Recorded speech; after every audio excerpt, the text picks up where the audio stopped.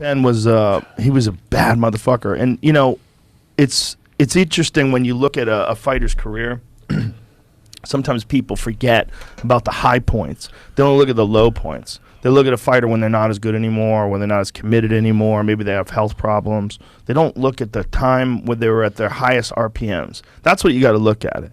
To me, that's like Mike Tyson. Like, everybody wants to look at who's the greatest heavyweight of all time. I don't think there's a greatest heavyweight of all time.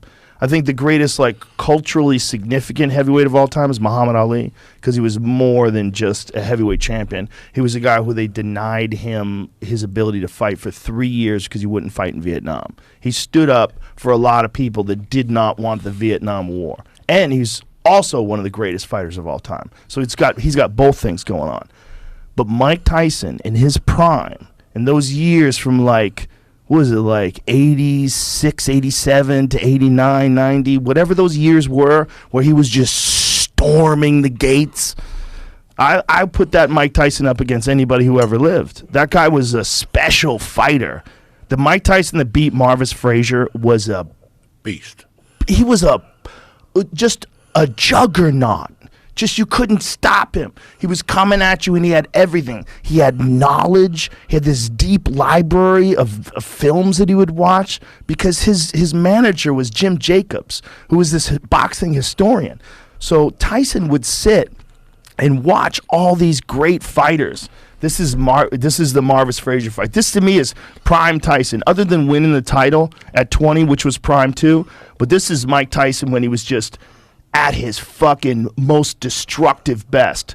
He just stalked people down and smashed them. And he moved so well. That was part of the thing about Tyson that people forget. It wasn't just the knockout punching. He was so hard to hit, man. He was bobbing and weaving. He was already short for a heavyweight, but he would get low and he would come at you. And look at those shots. Look at he puts him away. He's throwing things from his toes all the way up. He's got everything going for him. He's got deep knowledge of boxing. He's got Customato hypnotizing him from the time. That's Jim Jacobs right there, the guy with the glasses. That's the guy who was his manager and also had this incredible boxing archive.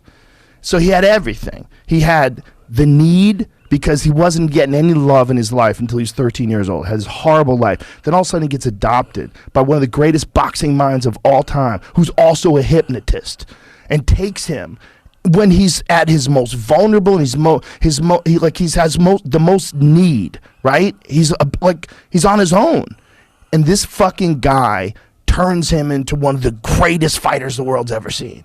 The Tyson of that year, those years when he was like the Marvis Frazier years and the Larry Holmes years, he was a different guy.